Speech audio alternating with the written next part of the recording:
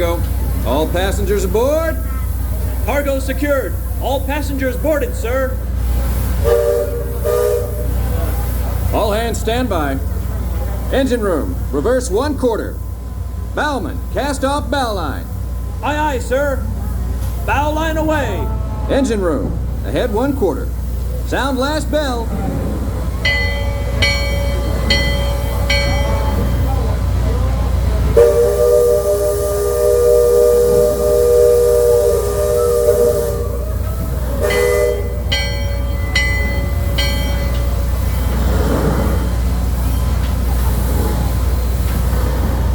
Leadsman, sound off.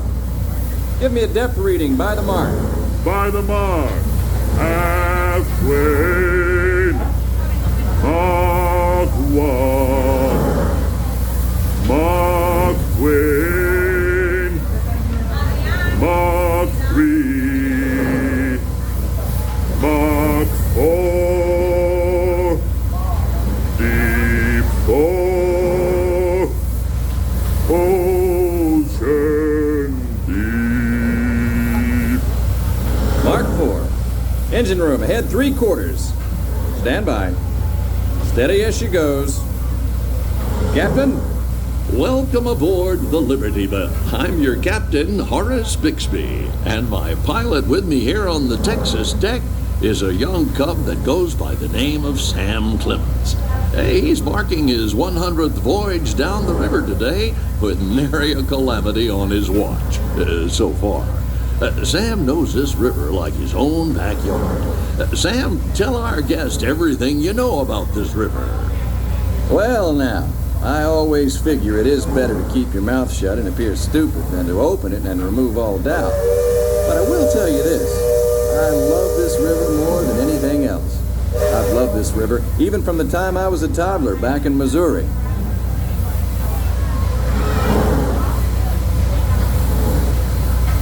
Before we get too much further out of port, I think I should mention that you best not be sitting on those handrails.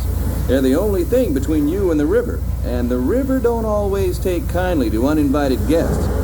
We've also had reports of river pirates operating in the vicinity, so I wouldn't lean out beyond those rails for that reason either. Now, for those of you on the port side, that river town we're passing is Frontierland. A few years back, it was no more than a boom town carved out of the wilderness by a handful of settlers looking to start a new life. Today, gentility and decorum are running rampant. Oh, it still has its share of footloose trappers, keelboaters, prospectors, and an Indian or two, but mostly it's flush times and well on its way to becoming a fine big city. Frontierland reminds me some of my own hometown, Hannibal. It takes me back to when I was a barefoot boy growing up alongside the riverbanks. You know, it seems to me that when I was younger, I could remember everything, whether it happened or not. But as I grow older, I seem to remember only the things that never happened at all. That island over across the way on the starboard side was my stomping grounds when I was young. Exceedingly young. Marvelously young. Young by hundreds of years. Younger than I will ever be again. It's called Tom Sawyer's Island and is named for a friend from my boyhood. Even today, the only way you can get there is by raft. Old Man Harper's grain mill is there, back in the woods just off Tom's Landing.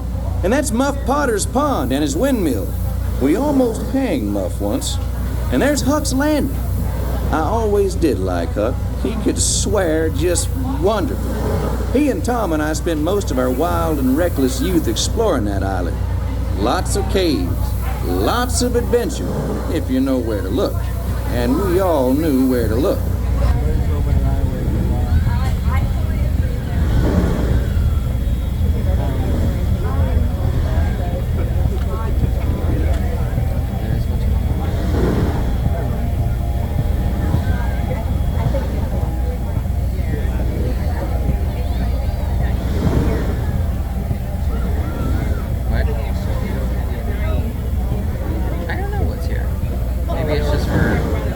Maybe it's just people looking.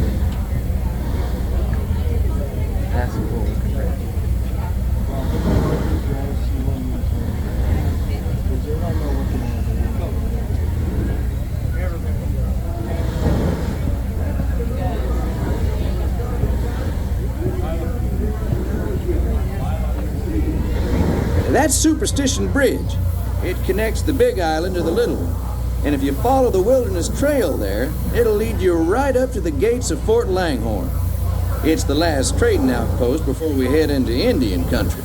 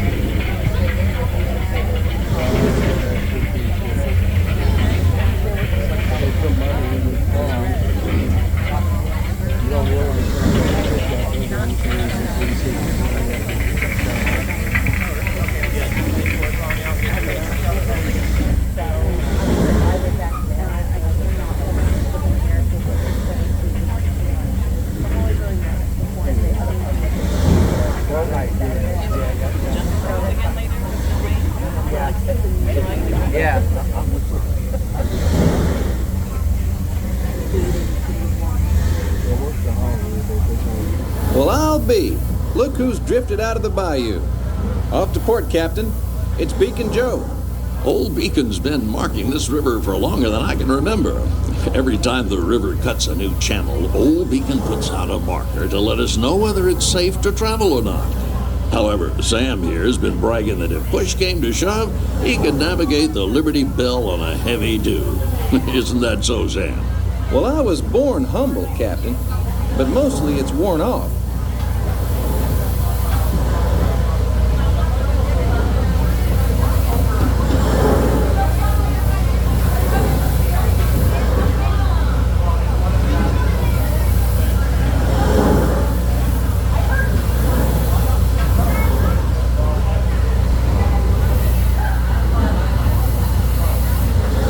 Captain, Indian Village to port.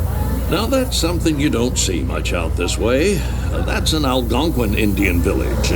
Looks to be from the Powhatan tribe.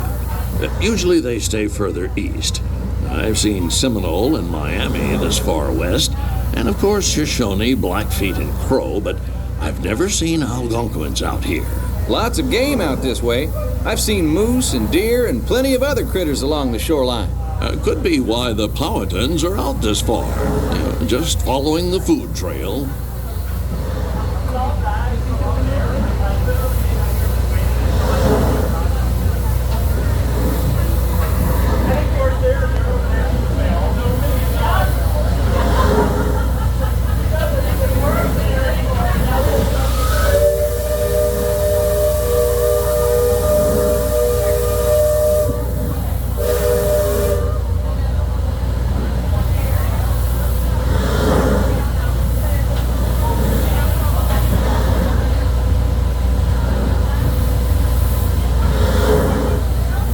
That other village off to port has been here a while.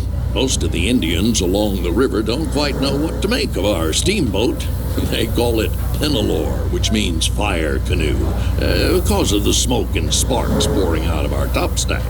The first time we passed this way, they thought it was the return of one of their heavenly messengers.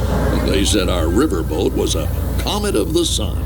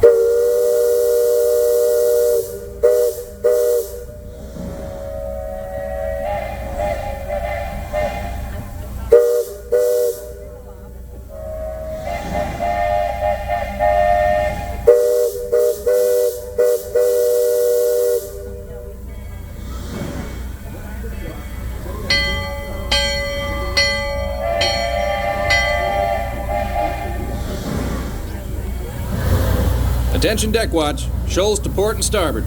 Engine room, steady on. We're entering shallow water, but there's no cause for worry. Sam knows every shoal and shallow, every snag and sandbar in this part of the river, and he'll navigate us through to safe water. You wouldn't steer us wrong, would you, Sam? I believe we ought never to do wrong, Captain, especially when others are looking. Leadsman, sing out. Mark 1, for the last 3, half twain, half Mark Twain. Waterless, red flag, touch it. Those of you that have been this way before know that the water can get fairly shallow along this stretch of the river. The leadsmen call out the depth. Each mark is a fathom, or 6 feet. Mark Twain is 2 fathoms, and for us that means safe water.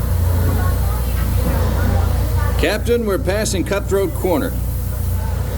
If you folks on deck look past the trees on the island, that's Fort Langhorne. Most of these old forts started out as trading posts. Then as settlers started heading west, the Army came in and took them over.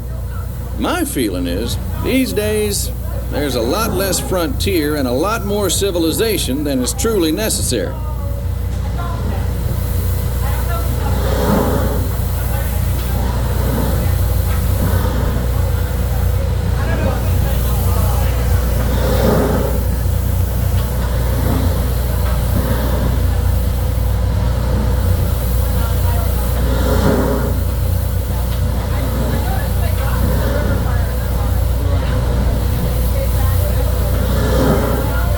Leadsman, give me a depth reading. Sing out. By the mark, half twain, Mark 1, Mark Twain, no bottom, safe water, Mark Twain, safe passage.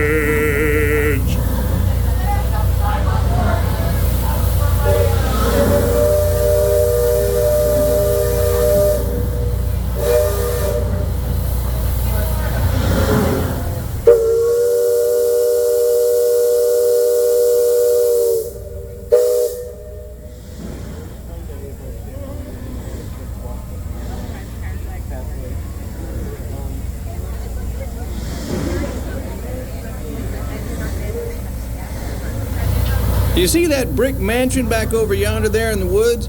I've heard folks hereabouts say it's haunted.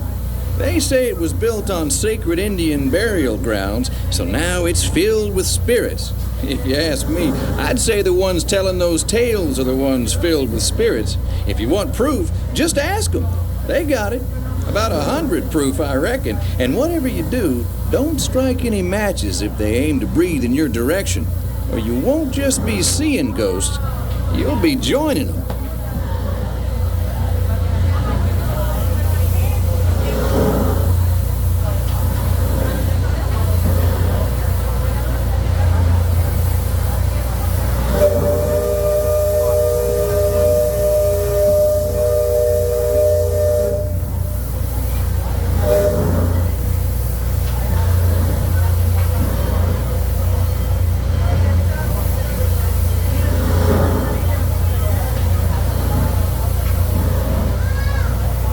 We're approaching Liberty Square, which is home port for us. We'll be putting into dock shortly, so those of you on the upper two decks might be of a mind to collect all your parcels and head to the lower deck. If you got young'uns, you'll want to take them in hand before they get out of hand. On behalf of the captain, myself, and the crew, thanks for plying the waterways with us, and I hope I see you next time round the river bend. Thanks, Sam, and thank you, everyone, for traveling the rivers of America with us today. Engine room. Approach levee at 1/4 steam. Man the bow line. Purser, check freight and cargo. All hands prepare to dock. All passengers, stand by to go ashore.